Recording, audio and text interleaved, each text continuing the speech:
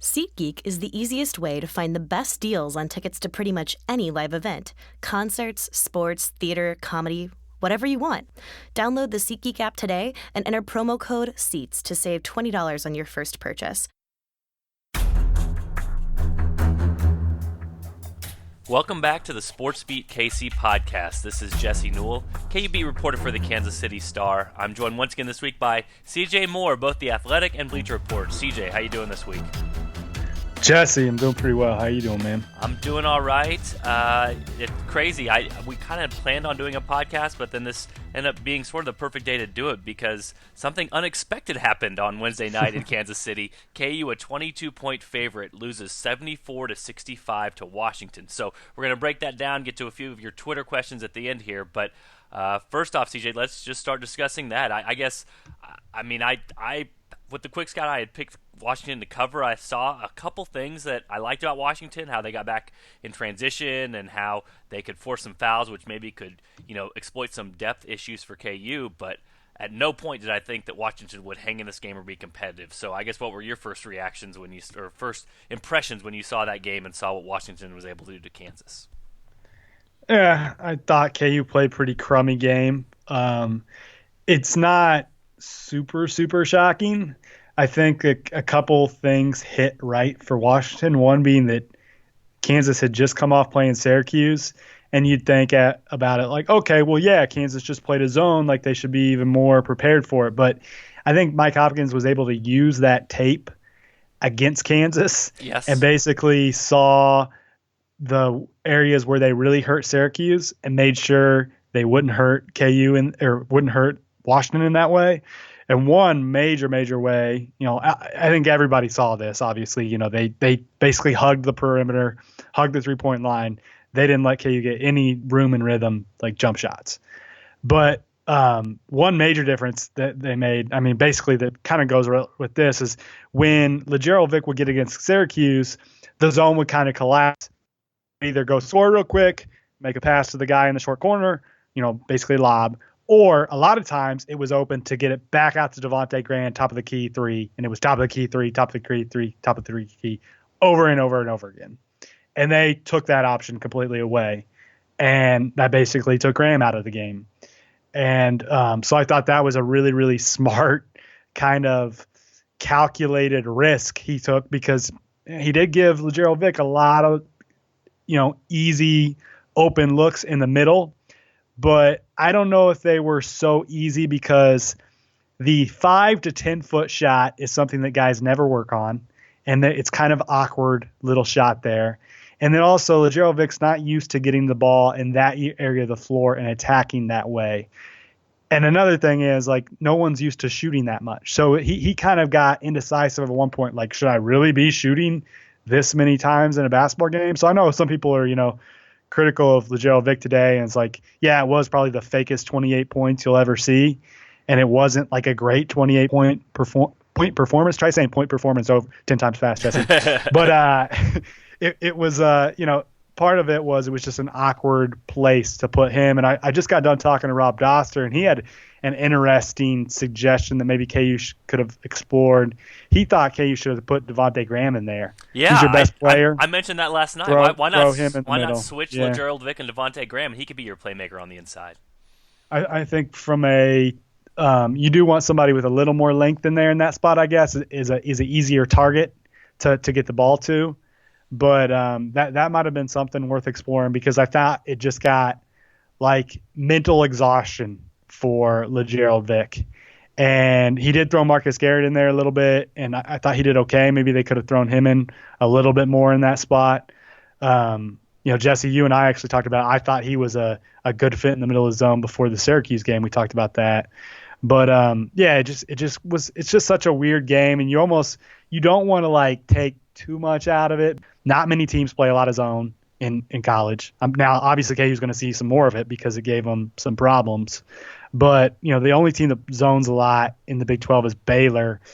And I've watched Baylor a decent amount this year. I think they got some real problems, and I don't think they're that good. So Yeah, we'll see. But it did expose some things for Kansas. We can get into that. But I've been talking for a while, so I'm going to throw it to you, Jesse. Yeah, I'm just interested. I think moving forward, I think is what I'm interested in because I've heard a lot of people talk about this game, and I don't really know what to take from it because you said, you mentioned, okay, this is a blueprint maybe for beating Kansas, or teams can run the zone, or the tape is out there. But I agree with you. I don't think that that's really the case. These teams don't play 2-3 zone all the time like Syracuse and Washington do. So you're basically throwing something completely new into practice.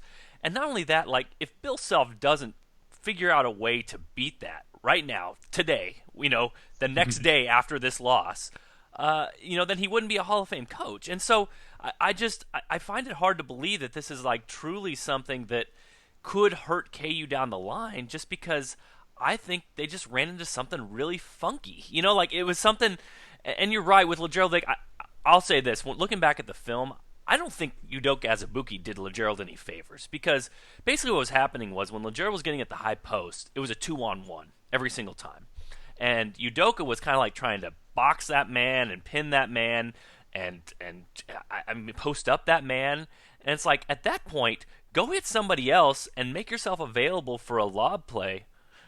Because that is going to be the best thing for KU moving forward because you can just throw it over the top and get the lob. So, we'll see what happens with KU moving forward, but I'm just not convinced that this is something offensively it's going to face much down the line just because of all the crazy things that happened last night and the weird circumstances.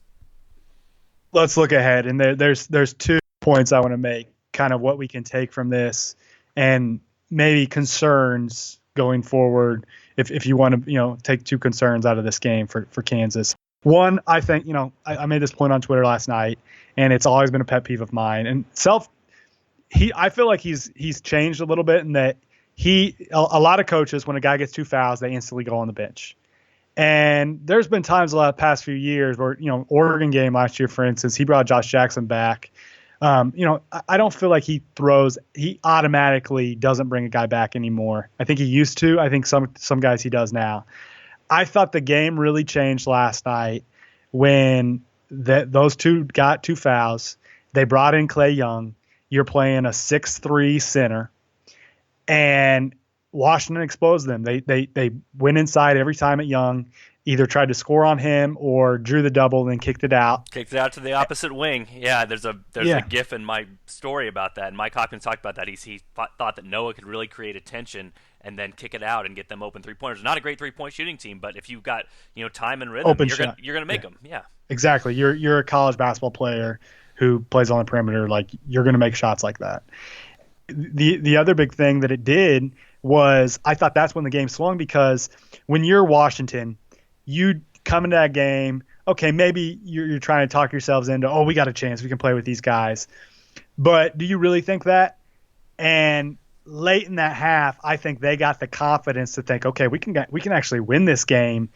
And if KU, I think, plays, if Self plays one of his bigs down the stretch of the first half, I think KU goes into the locker room with a lead, maybe a 5-point lead, and the game maybe plays out a little bit differently. I thought that's kind of when the game swung, and that's when Washington got a lot of confidence. And then you also, as Azubuike sits for a while, I think guys get out of rhythm when they sit that long.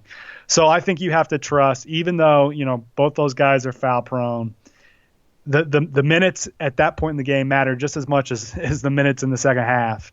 And I thought Self did make a mistake sitting them, and looking at it now, it's easy to say that because Azubuike ended up with 3 fouls and Lightfoot ended up with 2 and barely even played in the second half. So the one major takeaway I had before I make my second point, Jesse, any thoughts on that?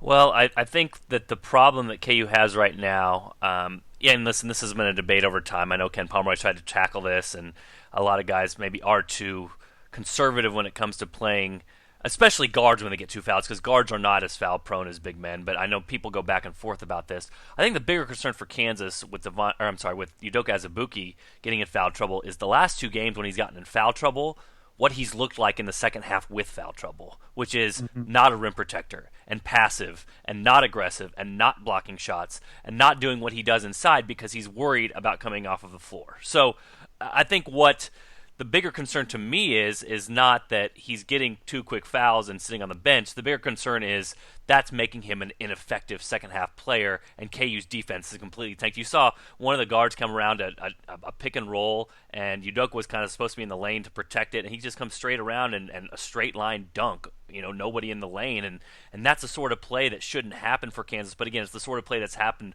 more often in the last 2 games because Udoka seems to be a little bit more timid, or actually a lot more timid when he's gotten those 2 fouls because he wants to stay on the floor. And that's fair, and that's a really, really, really good point, and probably the best argument against not playing him there.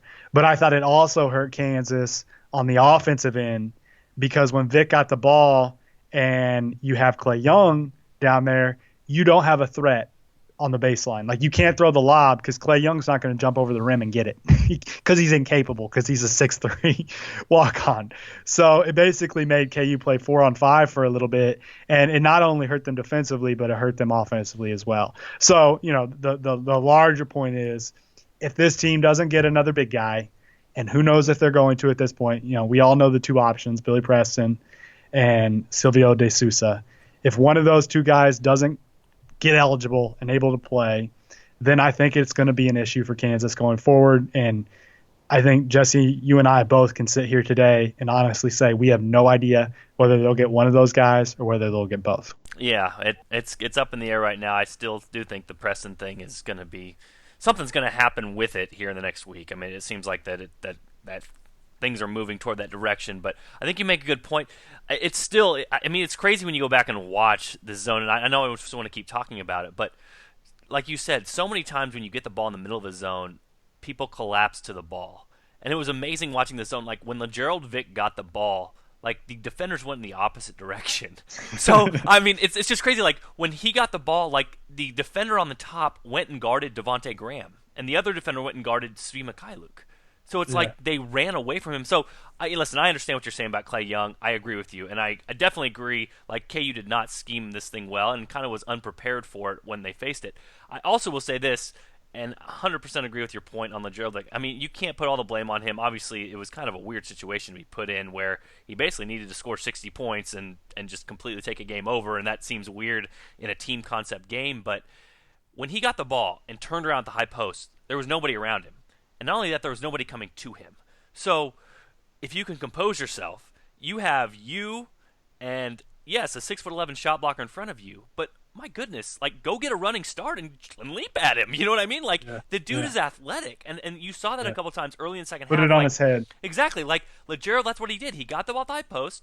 He turned around. There was nobody around him. He took 2 dribbles and just basically laid it up right over the big man. Or, like you said, if you go dunk it on his head, the guy's in the charge arc. You're going to get fouls on him pretty quickly, and then they don't have their 6'11" guy. You basically do to Washington what Washington did to you, which is take the big men out of the game. So I understand your point about Klay Young. It's almost, and again, I don't want to put too much on LaGerald Vick. It's so weird. You don't see this happen with Kansas very often. Like, Bill Self is such a good in-game adjuster, and they're so good with the X's and O's, and they're so good at scheming up plays, and this, it just cracked the code. I mean, it's something you don't see very often, and so that's just what made it such a weird game. And I know I tweeted out, like, LaGerald Vick had 28 points and got completely exposed. I just don't know if I'll ever see that sort of thing again. I'm not sure if you'll ever see that sort of thing again, but it feels like a one-off. It feels like something that won't be replicated. However, KU's defense, more concerns about them, CJ?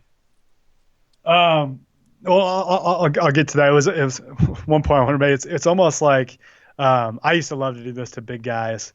When you're playing a big guy in the post and you throw it to him, big guys want to feel you, right? Mm-hmm. So have you ever seen a guy pull the chair? Like the expression "pull the chair." Basically, you're on him and then you back off. And he falls down, a lot of times they'll end up traveling like that. Like basically, what Washington last night is they pulled the chair out on LaGerald Vick, and it was really awkward for him. Like, he wanted guys to guard him.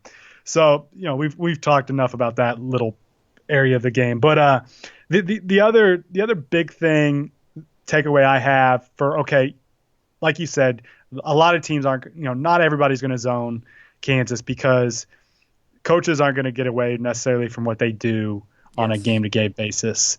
And even if they do play the zone, they're not going to be maybe as effective at it. If I'm playing man-to-man defense against Kansas, I'm going to be hugging those shooters on the perimeter, and I'm going to be trying to make them put the ball on the floor and get by me.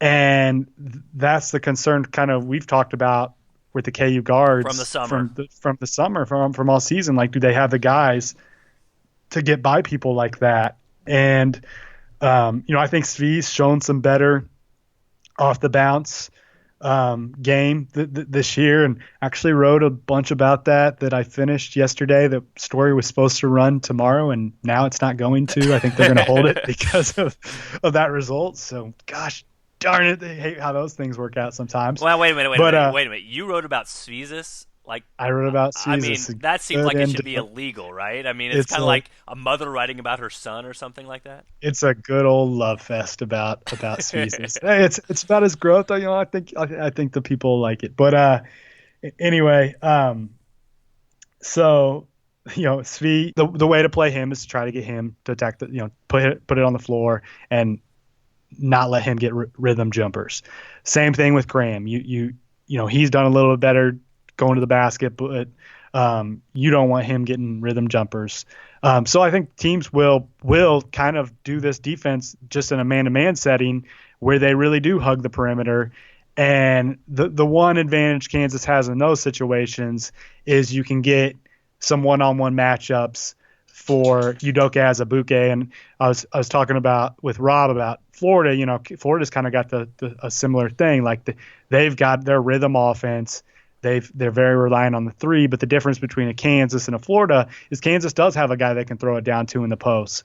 So if some team does to try that kind of the man version of what Washington did last night, it will help that Udoka can get some post touches and he's going to have space to work. And he's been, I think, better than both you and I expected at working from the blocks this season. So, well, and I will say this, CJ, you talk about the man version of this.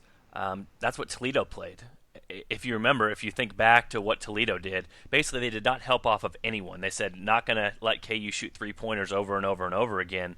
And so what happened in that game, Devontae Graham scored 35 points. Devontae Graham got by his man in KU's little 4 game. He got to the lane. He waited to see if the big man was going to commit to him. He didn't, and then he shot little short floaters in the lane. He shot little layups, and KU won 96-58. So, again, KU can attack this in different ways, but in that game, kind of like we talked about earlier, the person who made the plays for Kansas in that sort of setting when they weren't helping off players was Devontae Graham. And so, again, we're not going to make too much of this because I'm with you. Yeah, we are.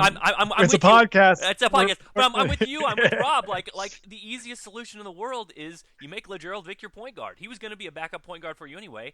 Against this zone, you put Devontae Graham right in the middle of it, and then you let him attack that zone like you did Toledo, and he scores a zillion points or gets a zillion lobs to Udoka Azubuike because he's the team's best passer. So, but I just wanted to point that out that, if we're talking to talk gloom and doom and how, hey, every team can do this to Kansas, well, the team 2 games ago tried to do this to Kansas and completely got run out of the gym because, Devontae Graham was completely on his game. So we'll see how teams attack KU defensively. But, this is always what happens in sports and football and baseball and basketball. You do one thing, you try to counter it. It's a game of adjustments over and over again. But we'll see how KU kind of adjusts to the adjustment now as teams start to scout them in a different way.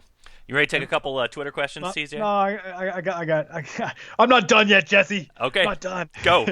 My response to your Toledo point was that's Toledo.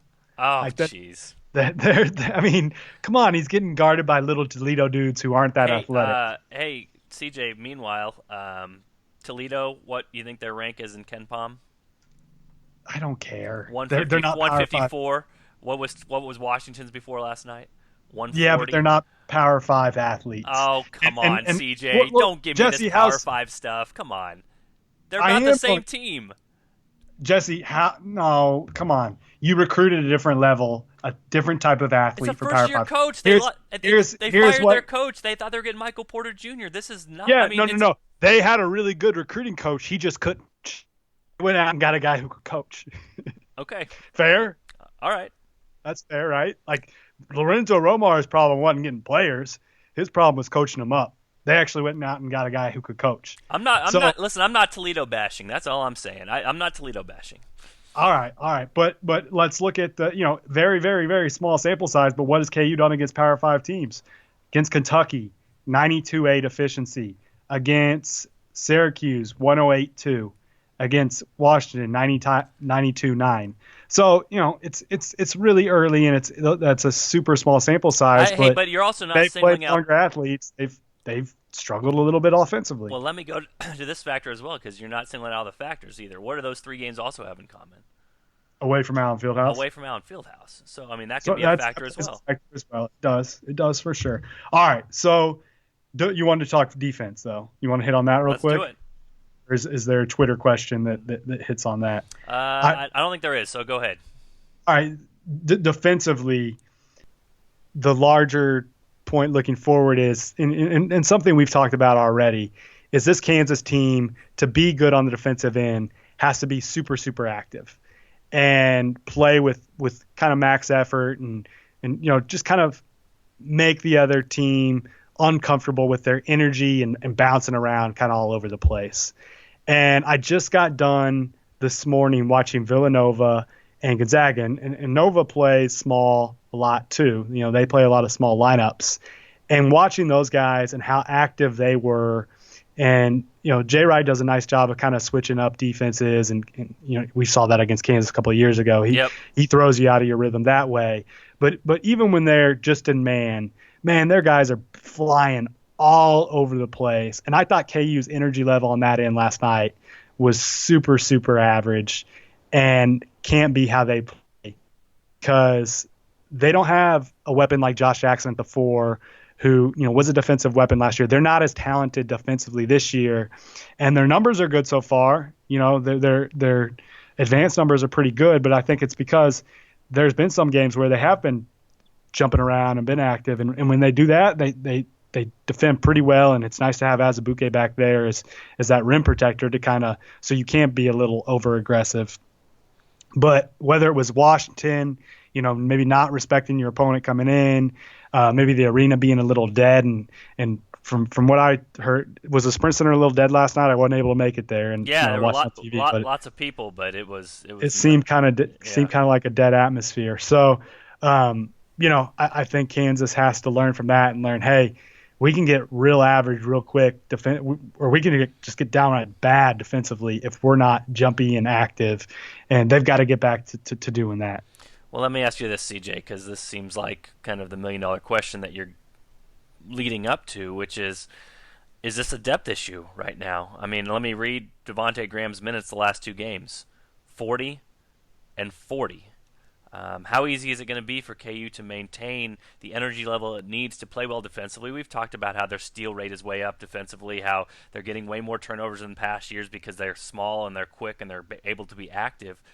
Can you keep that up over the course of the season when you're playing 7 guys? And when those 7 guys, some of them are playing, 38, 39, 40 minutes. No, I do think you need more guys. I think you need more players, and add another post guy or two will help, because then you can play while they're still going to play small a lot. I think if they get another post guy, they will play big some, and that's a way to rest, a Devontae Graham, or some Svi or what. It's just too. It is hard. And I think it's a time of year too. This will sound like an excuse, but finals are coming up. I think this is a time of year when I remember just being in college. This was a time of year where you kind of get kind of tired, just even as a student. So they kind of looked like that last night. Like they traveled this weekend, final. They just looked kind of like a tired team. They've been playing a lot of minutes. So yeah, depth probably plays a little bit of a factor in that. Yeah, and the other thing, listen, if we're going to talk about how Washington was able to kind of have a game plan, I wrote about this, put no threes up on the marker board. We also kind of have to talk about KU's defense and what is trending towards right now, because KU gives up a ton of three-pointers defensively. And we saw with what Noah was able to do against Kansas, how he draws a double team, KU helps, KU's trying to avoid foul trouble.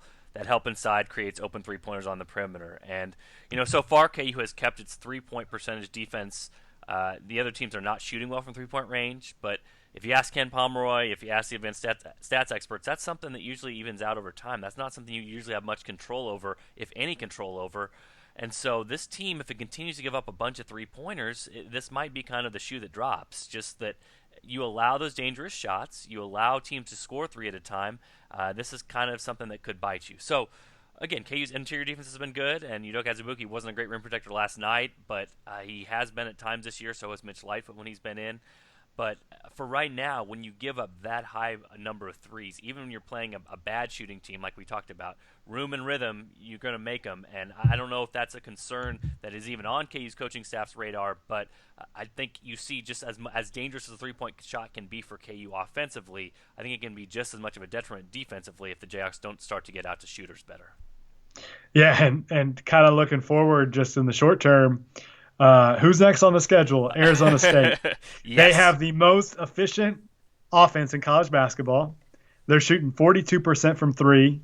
They're attempting nearly 41% of their shots from three. They also get to the line at a higher rate than any team in the country. I think Washington was 9th. They're number 1. So that's kind of scary. But on the defensive end, they give up over 45% of opponents' attempts from three. So Kansas has to like that. Yeah. And they play up tempo, and opponents are shooting almost 37%. So bet the over. Yeah, well, that over is going to be pretty high, I would think. It's going to be about as high as you can get, and KU, that could resemble an NBA game. It could be a fun game. Yeah, that could be 100 to 95. It really could be, depending on how fast those two teams want to play. Let's get quickly to some of these Twitter questions. Let's see. Well, let's go with. Okay, Bobby Monorel, he's going to ask a question that I've heard from a lot of people. After last night, how bad does Kansas need Billy Preston now? The lack of depth was pretty apparent last night, especially in the first half. So did that game and that loss signal to you that KU needs Billy Preston more than previous games? No, just because I felt like all year for Kansas to do what Kansas wants to do, long term, they need one more big body. So I mean, it would strengthen the argument from what you saw last night, but I felt like that all along. Like they can't continue. It's going to be hard to continue like this all season with just two true post players. Like you need a third guy, and whether that's the football player or whatever, like it's going to be much better off if they get another big body. And to be honest, it's really tough for Mitch Lightfoot to play. Like that's not. Especially when you're playing four small around him, like it's not a great situation for him. So they need either Preston or De Sousa. They really, really, really, really need one of those guys. And if not one of those guys gets eligible, then that's concerning. I think Kansas can still win a Big 12 without them, but I don't know that they can go on a deep run in March without another big body or even two. You brought up Sosinski. Andrew Allen asks, can we blame Sosinski for the loss last night? Has the KU football team bad mojo infected the KU basketball locker room? I think that's written very much with sarcasm font, but I think it is kind of funny that this kind of happened to sync up this way. Yeah, that's a joke. I'll take it as a joke. It's a good joke. It's a good joke. Yeah, just like KCPR guy who says, is football now the flagship program at KU? So, I'm seeing lots of sarcasm font in the Twitter questions here. Patrick Sheehan with a question just kind of was the one that I think a lot of fans have wondered about. Was thinking this before the Washington game, he says, but if KU's current red team were in the Big 12, where would they finish? So you're talking about Charlie Moore, the Lawson brothers, Billy Preston, and who's the fifth one? I guess, Cunliffe, yep. Yeah. I would think pretty low because the Big 12's pretty good this year, CJ. I mean, that would be my answer. Probably 10th. I mean, because if you've got like let's say you can add just like 2 or 3 Big 12 caliber bench pieces because obviously they can't just play 5 guys. Well, let's go from the bottom here. Okay, Iowa State. Who would you take? No, I'll go ahead and say I would put that group is like probably 3rd in the Big 12. What? 3rd? Wow. Well, you do love Diedrich though. I'm drinking that Diedrich Lawson Kool-Aid, and I'm drinking it hard. Like he's the best player on KU's campus right now. Well, that is drinking. And my dog just agrees with me. Did you hear? That is drinking it hard. Yeah, your dog is saying, "Wow, this Kool-Aid over here is really, really strong." I'm going 10th. I don't think so, but that's you would say the red team is 10th. Yeah. Jesse, seriously? 10th in the Big 12. Come on, CJ. I mean, okay, so Charlie. If you can throw like a couple average bench No, pieces. that's fine. That's fine. I mean, shots, right? I don't know. I don't know about Charlie Moore. KJ Lawson was not. Okay, Charlie was not Moore great was at one of the Memphis. best freshmen in the Pac-12. Like I don't know if he's going to be sensational at Kansas, but he was a really, really good freshman at Cal last year. Okay, KJ Lawson. Don't really know much about him. He's kind of average. Okay, whatever. Dedrick Lawson. Okay, I know you're drinking the Kool-Aid, but again, we'll see. All-American caliber player. Okay, Sam Cunliffe, a guy that he's going to get a few minutes for KU, going to help their depth. It doesn't seem like he's going to get too many minutes in the rotation. Not somebody that Bill Self's going to rely upon. Okay, I don't think he's going to play a lot, but started as a freshman at Arizona State on a roster that is looking a little better now than it maybe did a year ago. Okay, and then Billy Preston, who is a McDonald's All-American. McDonald's All-American. Okay, but here's my main point. Iowa State is the worst Big 12 team. They're 62nd in KenPom. Oklahoma State's second worst. They're 50. I mean, it would be a stretch for that team to be a top 50 team. So, okay, maybe they're 8th. I don't think it'd be a stretch, but, whatever. And Bill Self's coaching them? Well, again, now we're adding variables in here. Now we're adding layer upon layer. I mean, we have to. Who's going to coach them then? Okay, Bill Self coaches them, then they're probably better than 10th. I'll give you that. Yeah, you need to. I need to pass over my Dedrick Kool-Aid to you a little bit. It must so, taste. It must taste mighty good. They're not finishing 10th. There's some. I mean, the Big 12 is pretty good this year, but Iowa State's not good, and Oklahoma State's not good, and nobody else in the league has somebody as good as Dedrick Lawson. So, yeah, I'm saying they finish fairly high. If they're coached by Bill Self and you throw a couple average bench pieces on them, I think KU could conceivably be is probably going to be more talented next year than they are this year. Well, definitely more deep. I think there's no question about that. Okay, more Marcus Ramirez. Go ahead. No, I'm good. I've made my Dedrick Lawson point. Okay. Marcus Ramirez has a comment, and I am not going to comment on it. I'm going to let you comment on it because I don't want to get myself in trouble. That's nice. Oh, thanks, Jesse. Sure, no problem. You'll understand why here. CBS moved KU down 22 spots to number 24. Should Gary Parrish pull attack himself? Yeah, he should. Come on, Gary. Seriously? They're 24. He has them 24th. 24th. What was it? I haven't read it yet. What was his justification? I haven't read it. Well, I feel like we should at least read whatever he said. But yeah, he should pull attack himself. I mean, let's go to KenPom. What's KU and KenPom? Third. Yeah, that's a little. They beat. Where's he have Kentucky? I'd have to look it up, but I'm sure higher than 24th. I'm loading it right now. He has Kentucky 6th. All right, yeah, he should pull attack himself. I can't comment, CJ. I cannot comment. Love Gary too. Good man. He's already pull attacked you, hasn't he? Twice, 2 out of 4. I'm batting 500. Oh, 2 out of 4. What? I feel like I read the first. What was the first one that you did? I ranked West Virginia ahead of Texas A&M after the first performance, and then on the second one, I left Arizona ranked in the poll 2 weeks ago. So the second one, where'd you have Arizona? 22 or 23, somewhere in that range. I'm good with that. That's fine.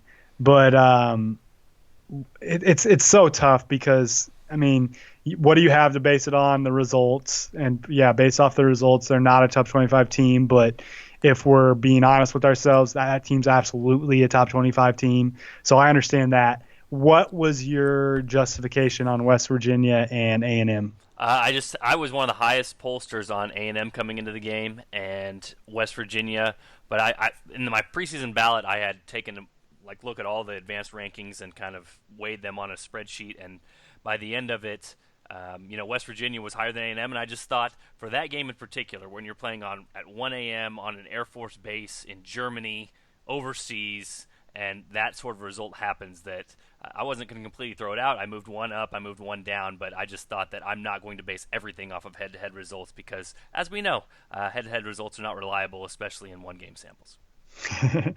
I'm sure these teams are close enough that that's all we have to base it off of, and you have to. I do think you have to take it into account a little bit, but rankings are so hard and meaningless.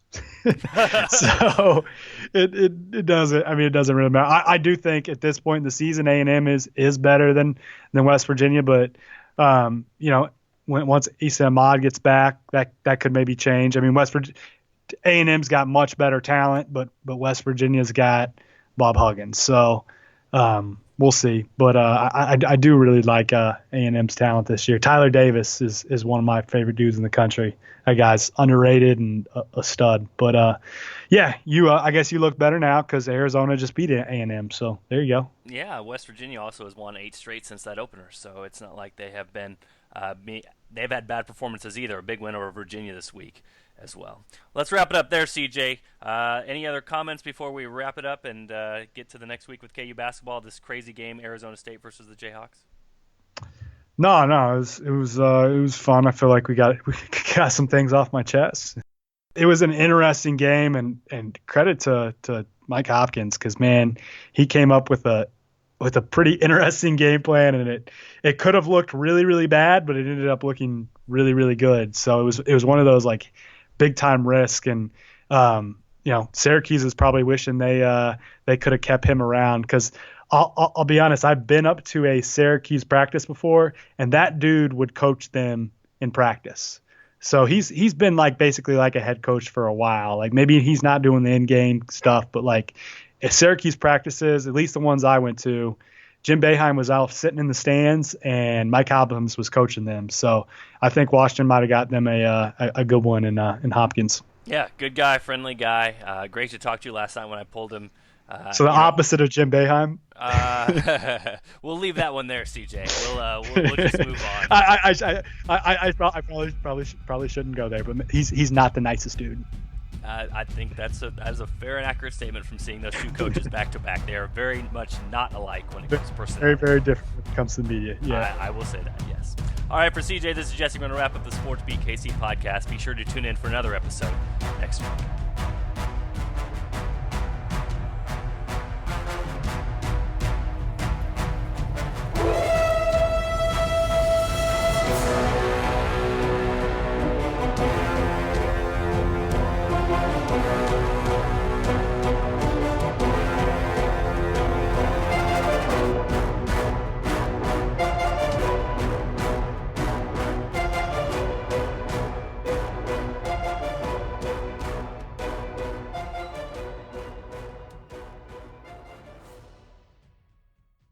SeatGeek is the easiest way to find the best deals on tickets to pretty much any live event. Concerts, sports, theater, comedy, whatever you want. Download the SeatGeek app today and enter promo code SEATS to save $20 on your first purchase.